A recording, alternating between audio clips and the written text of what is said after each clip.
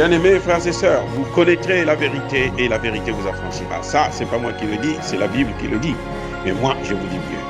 Vous connaîtrez la vérité historique, notamment celle de vos ancêtres kémites, et vous aurez une vision globale de ce que c'est que la vraie souveraineté politique. J'ajoute, vous reviendrez à la spiritualité africaine ancestrale et vous comprendrez les enjeux de l'indépendance économique.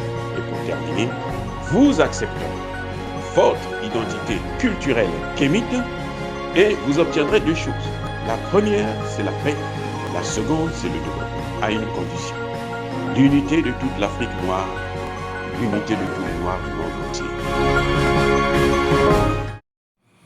Otep à tous. Bienvenue sur la chaîne des panafricanistes par essence, par conviction et par excellence. Celle des citoyens kémites par nécessité et obligation de combat. Nous sommes une chaîne qui n'est guidée que par nos ancêtres, et rien que par les ancêtres qui appartiennent à l'égrégore du monde noir. Par conséquent, nous ne croyons en aucun Dieu venu de l'étranger. Toutefois, cette vidéo n'est aucunement destinée à inciter à la haine ou à la violence, car nous menons un combat qui est d'abord et avant tout spirituel, intellectuel et démocratique. Ensuite, il est politique, géopolitique et géostratégique contre l'impérialisme, le colonialisme, le néocolonialisme et l'endocolonial, qui sont tous des crimes contre l'humanité. Nous menons ce combat sur la base du principe fondamental que nous avons hérité de nos ancêtres kémites, qui est celui de la Mahat, c'est-à-dire solidarité, vérité et justice. Nous sommes en droit de connaître la vérité. Et nous, panafricanistes, avons l'obligation de vous dire la vérité, rien que la vérité, afin que justice soit rendue au continent africain. Et ça, c'est notre modeste contribution dans cette noble lutte en faveur de la souveraineté, la dignité, la solidarité et l'unité africaine. Ça, c'est ce que nous appelons le panafricanisme. Bien-aimés frères et sœurs, nous allons vous parler aujourd'hui du coup d'État manqué au Tchad. Jeudi dernier, il y a donc une semaine de cela. Déjà, j'avais émis des doutes sur la manifestation qui avait été durement reprimée. C'est vrai qu'il y a eu des morts. Et nous déplorons très sincèrement ces morts. Et nous présentons toutes nos condoléances auprès des familles éprouvées. Mais il faudrait quand même comprendre la réalité des choses. C'est qu'il y a eu une manifestation. Et cette manifestation a été couverte par RFI, France 24, TV5 Monde, puisque d'ailleurs quand les gens se faisaient massacrer, les jeunes enfants marchaient dans la rue, eh ben, le chef de l'opposition, Succès Masra, lui, il était sur France 24, sur RFI, afin de donner des informations en temps réel, puisque eux, ils devraient couvrir l'émission, l'événement en sa faveur. Mais ce qui nous a plus frappé, pourquoi je dis qu'il y a eu un coup d'État? C'est vrai, le président l'a dit dans sa dernière apparition à la télévision tchadienne, mais il y a des éléments troublants. Nous savons que pendant que les gens marchaient, il y avait un groupe d'hommes armés qui ont attaqué, je dis bien attaqué et saccagé les bureaux du siège du parti du Premier ministre. Et les mêmes gens lourdement armés ont attaqué au moins une quarantaine, ont attaqué plusieurs domiciles, une quarantaine de domiciles des leaders politiques de la mouvance présidentielle. Donc on voit très bien qu'il y a eu visiblement un mouvement, un coup d'État.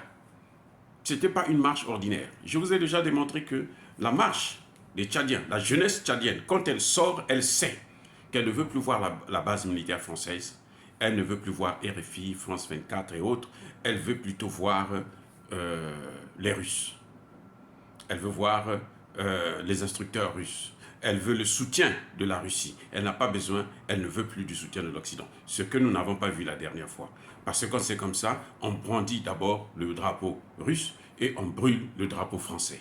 C'est comme ça que ça se passe d'habitude. Cette fois-ci, il n'y avait pas ça. C'était, nous voulons la démocratie. La démocratie, c'est différent de la sécurité. Donc, en quelque sorte, la population, ceux qui ont manifesté, ont été manipulés. Et beaucoup de panafricanistes n'ont pas compris, puisque on s'est tourné seulement vers Kaka Déby, on a frappé dessus. Enfin, vous avez frappé dessus. Mais moi, j'avais déjà dit que c'est la France qui est derrière. Puisque je sais que ce soit Kaka Déby, que ce soit Succès Masra, que ce soit les groupes, les autres groupes d'opposition et les rebelles, ils sont soutenus tous par la France. Donc si la France aujourd'hui mobilise une partie des jeunes tchadiens, une partie de la population tchadienne pour déstabiliser Kaka Déby, c'est que Kaka Déby a quelque chose qu'il fait où les Français ne sont pas d'accord. Je vous ai déjà dit que le père Idriss Déby a été tué parce que il avait à un moment donné refusé de déstabiliser le Centrafrique. Avant, les rebelles venaient du Centrafrique. Ils passaient par le Tchad plutôt pour venir déstabiliser le Centrafrique. Mais à un moment donné, il a dit aux Français, stop, je l'ai assez fait, maintenant je ne veux plus déstabiliser les pays voisins.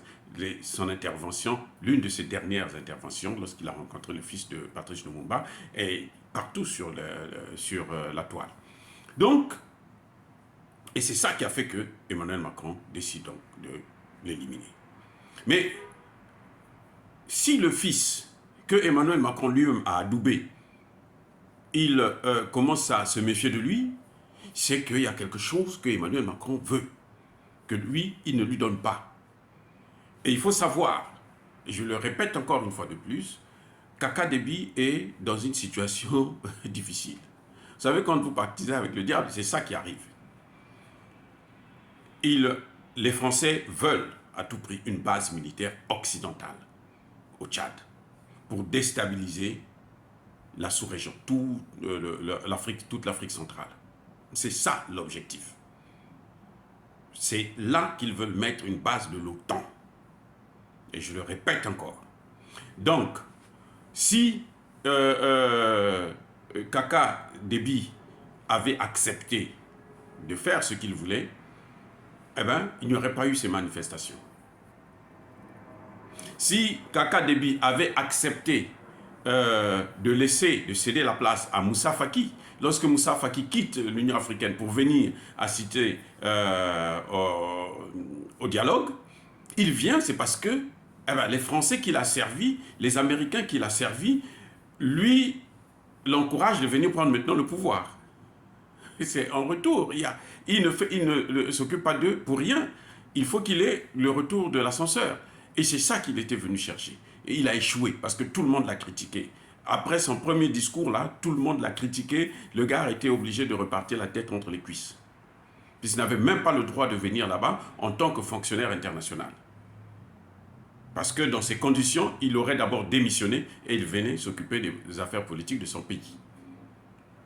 C'est ce qu'il n'avait pas fait. Maintenant, quand lui, il a échoué, les Occidentaux, ce qu'ils ont fait, c'est qu'ils ont proposé maintenant Succès Masra comme Premier ministre. Et vous avez vu qu'il y a eu un intervalle de temps où le président Kaka Déby a été reconduit et il a prêté serment et dans l'attente, puis il y avait le calme.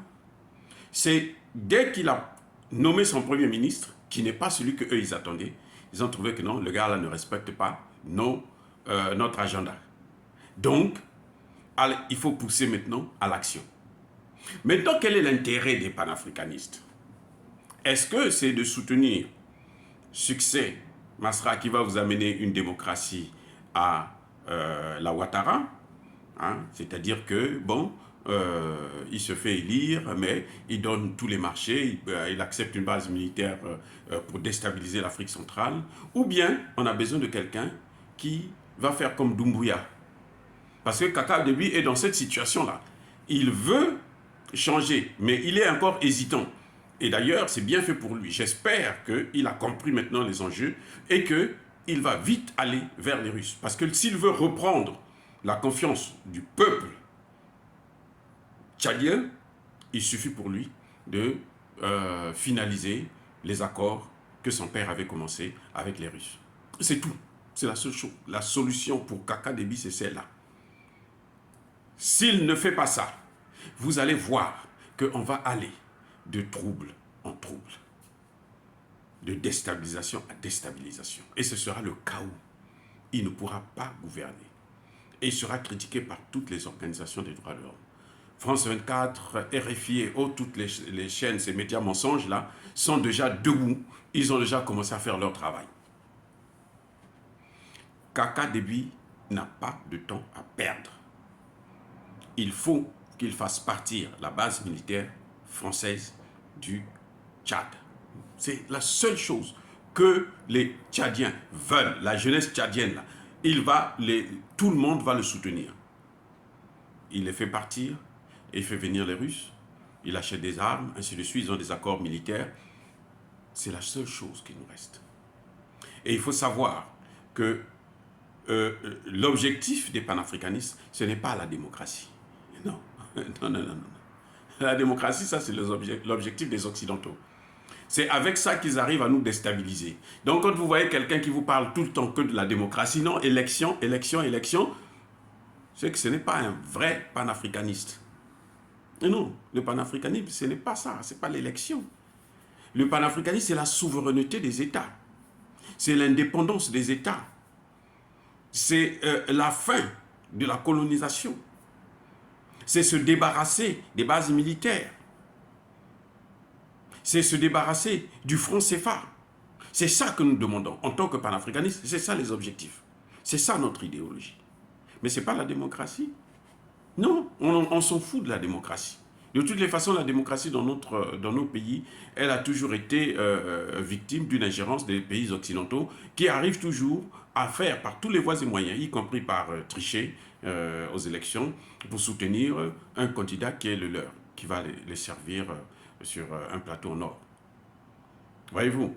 Donc, ce n'est pas ça que nous voulons. Ils l'ont fait, ils ont prouvé la démocratie en Côte d'Ivoire. Aujourd'hui, la Côte d'Ivoire est un pays sacrifié, c'est un pays livré aux Occidentaux. Et ça va être très, très, très difficile que la Côte d'Ivoire puisse se relever, puisse faire partir cette base militaire. Il faudrait un Laurent Gbagbo, mais qui aujourd'hui, on le voit, il est un peu très fatigué. Est-ce qu'il a été empoisonné? Est-ce que je n'en sais rien, mais en tout cas, ce n'est pas facile. Et les panafricanistes doivent arrêter de se faire manipuler par les Occidentaux au nom de la démocratie. Et non. Ce qui s'est passé au Tchad, c'est un coup d'État. Nous déplorons les morts, ces pauvres innocents qu'on a manipulés. Et on a vu que lorsqu'il y a eu la marche, Succès Masra lui-même n'était pas devant, hein, il n'était pas là. Lorsque on organise une marche, les organisateurs de la marche doivent être là devant. C'est eux qu'on doit voir. Succès Masra envoie des petits-enfants de 11 ans, de 12 ans à l'abattoir, et lui-même il est là à appeler les RFI, France 24, pour qu'ils puissent faire de cette affaire une émission spéciale, quoi, une journée spéciale où on ne parle que de ça. Et ça, c'est le style. On voit bien que c'est la griffe française. Et il y a une chose que les gens doivent comprendre. Quand on parle de coup d'État, il faut bien comprendre, connaître d'abord les institutions de ce pays. Surtout lorsque le concept de coup d'État vient des Occidentaux.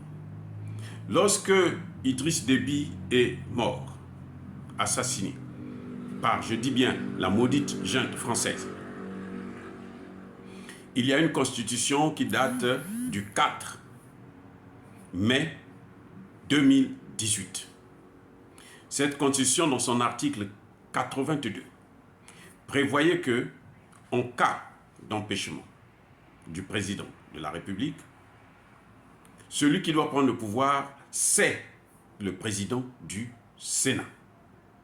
Si le président du Sénat est empêché, c'est le premier vice-président du Sénat qui prend les rênes. On n'a jamais dit que c'est le président de l'Assemblée nationale. Relisez la Constitution.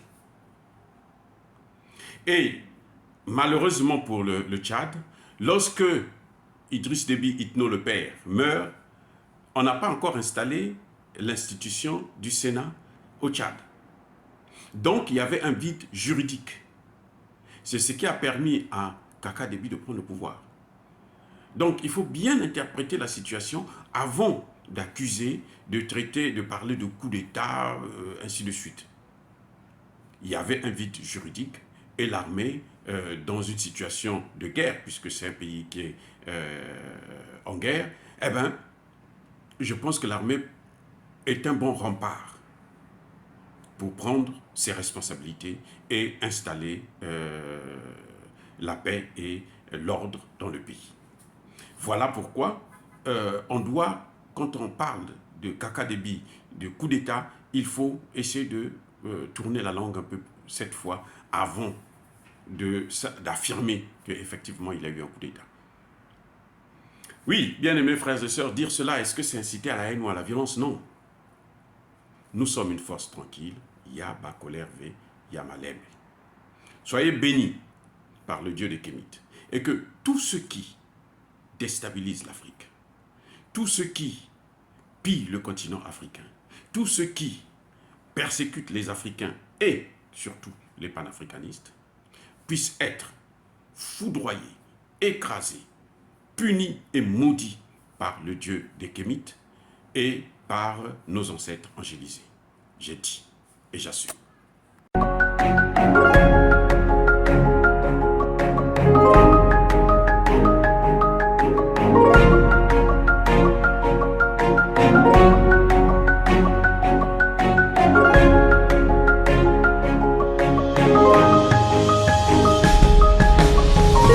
Eux, ils marchent par la foi et non par la vue. Mais moi, je vous conseille vivement de marcher par la connaissance scientifique et historique, notamment celle de nos ancêtres kémites, par les 5 sens et par l'intelligence. À vous, à Pierre.